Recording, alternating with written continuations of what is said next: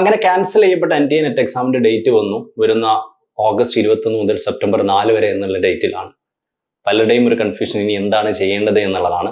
കാരണം കഴിഞ്ഞ എക്സാമിന് വളരെ സീരിയസ് ആയിട്ട് നമ്മളിൽ പലരും പഠിച്ചിട്ടുണ്ടായിരുന്നു. അതിനുശേഷമുള്ള ബുദ്ധിമുട്ടുകളിൽ നിന്ന് നമ്മൾ ഓവർകം ചെയ്യുന്നേ ഉള്ളൂ. പെട്ടെന്ന് അൺഎക്സ്പെക്റ്റഡ് ആയിട്ട് എക്സാം ക്യാൻസൽ ആക്കിയ ബുദ്ധിമുട്ടുകളിൽ നിന്ന് പൂർണ്ണമായിട്ട് ഇപ്പോഴും നമ്മൾ മുക്തമായിട്ടില്ല.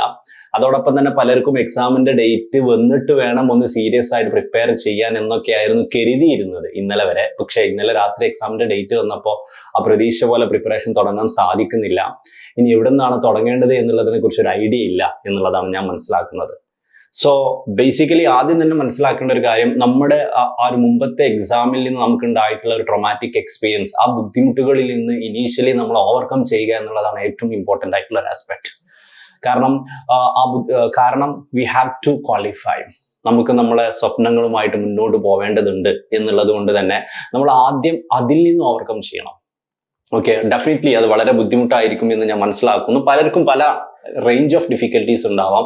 കാരണം എത്രത്തോളമാണ് അതിന് നിങ്ങൾ എഫേർട്ട് എടുത്തിട്ടുണ്ടായിരുന്നത്, എത്രത്തോളമാണ് എക്സാം നിങ്ങൾ പ്രിപ്പയർ ചെയ്തിട്ടുണ്ടായിരുന്നത്, എത്രത്തോളമാണ് ആൻസർ കീ വന്നപ്പോൾ നിങ്ങൾക്ക് ഓൾമോസ്റ്റ് മാർക്ക് നിങ്ങൾക്ക് ഫീൽ ചെയ്തിട്ടുള്ളത് എന്നുള്ള പോലെയുള്ള എല്ലാ കാര്യങ്ങളെയും ഡിപ്പെൻഡ് ചെയ്യുന്ന ഒരു കാര്യമാണ്.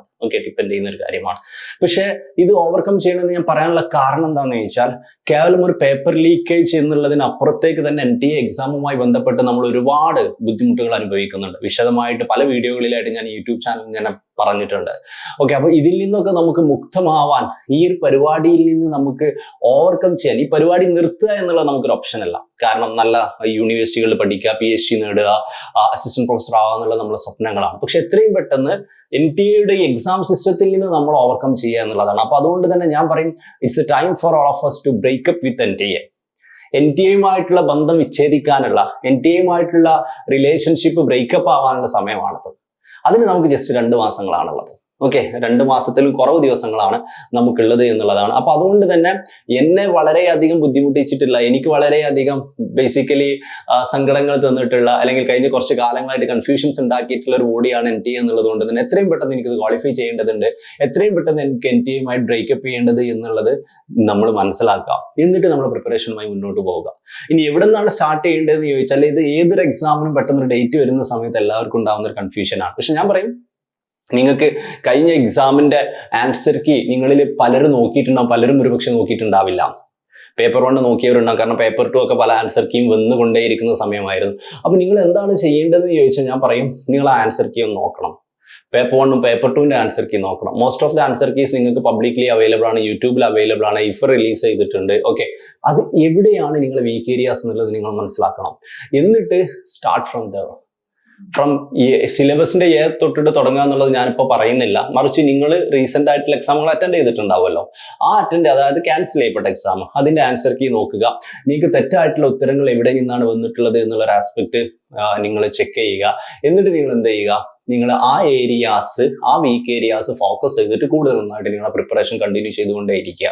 അതോടൊപ്പം തന്നെ ഏറ്റവും ലേറ്റസ്റ്റ് ആയിട്ടുള്ള പ്രീവിയസ് ഇയർ ക്വസ്റ്റ്യൻ നിങ്ങൾ ഡിസ്കസ് ചെയ്യുക, അല്ലെങ്കിൽ നിങ്ങൾ പഠിക്കുക, നിങ്ങൾ അത് അസസ് ചെയ്യുക. യൂട്യൂബിൽ അവൈലബിൾ ആണ്.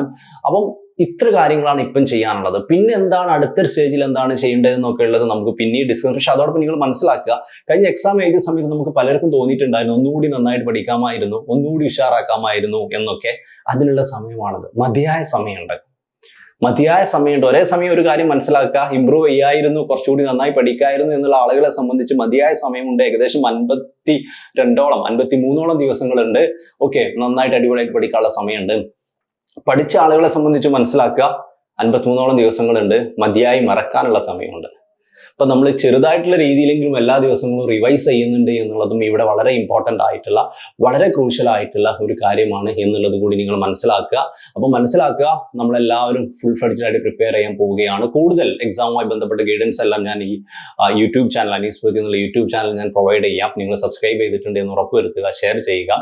ഓക്കെ, അപ്പം നമ്മൾ ഫുൾ ഫ്ലെഡ്ജ്ഡ് ആയിട്ട് NTA ബ്രേക്കപ്പ് ചെയ്യാൻ പോവാണ്. നമ്മൾ മാക്സിമം നമ്മൾ പഠിക്കാൻ പോവാണ്. ഓക്കെ, നമ്മളെ മാക്സിമം നമ്മൾ കൊടുക്കാൻ പോവാണ്. നമുക്ക് എന്തൊക്കെയാണ് ഷോർട്ട് കമ്മിങ്സ് ഉണ്ടായിരുന്നത് അതെല്ലാം നമ്മൾ ഓവർകം ചെയ്യും. അതോടൊപ്പം തന്നെ NTA പ്രശ്നങ്ങളുമായി ബന്ധപ്പെട്ടിട്ട് ഒരുപാട് പ്രൊട്ടസ്റ്റുകൾ നടക്കുന്നുണ്ട്, ഒരുപാട് സജഷൻസ് അവർ റിക്വസ്റ്റ് ചെയ്തിട്ടുണ്ട്, അല്ലെങ്കിൽ അവർ സ്വീകരിക്കുന്നുണ്ട്. അത്തരത്തിലുള്ള ഈ എക്സാം കൂടുതൽ ഫ്രണ്ട്ലി ആക്കാനുള്ള ഡെമോക്രാറ്റിക് വേസിൽ ചെയ്യാൻ പറ്റുന്ന ചെറിയ ചെറിയ കാര്യങ്ങൾ നിങ്ങൾ ചെയ്യുന്നുണ്ട് ഉറപ്പ് വരുത്തുക. അപ്പോൾ നമ്മൾ തന്നെ ഒരു സ്റ്റുഡൻറ് മാനിഫെസ്റ്റോ പ്രിപ്പയർ ചെയ്യുന്നുണ്ട്. അതിൻ്റെ ലിങ്ക് വീണ്ടും ഞാൻ യൂട്യൂബ് വീഡിയോയുടെ ഡിസ്ക്രിപ്ഷനിൽ ഇടാം. നിങ്ങൾ ഫില്ല് ചെയ്യാത്തവരാണെങ്കിൽ ഫില്ല് ചെയ്യുക. അത്തരത്തിലുള്ള കാര്യങ്ങളും സൈഡിലൂടെ നടക്കട്ടെ. ഓക്കെ, അതോടൊപ്പം പ്രിപ്പറേഷൻ കൂടുതൽ ഇമ്പോർട്ടൻ്റ് ആയിട്ട് പോട്ടെ. ആൻഡ് നമുക്ക് വരുന്ന എക്സാം, ഓക്കെ, മുമ്പുള്ള എക്സാമുകളുടെ പ്രശ്നങ്ങളൊക്കെ തീർന്നിട്ടുള്ള ഒരു എക്സാം എന്ന് നമുക്ക് പ്രതീക്ഷിക്കാം. നമ്മുടെ മാക്സിമം നമുക്ക് കൊടുക്കാം. Okay, let's try to qualify. All the best.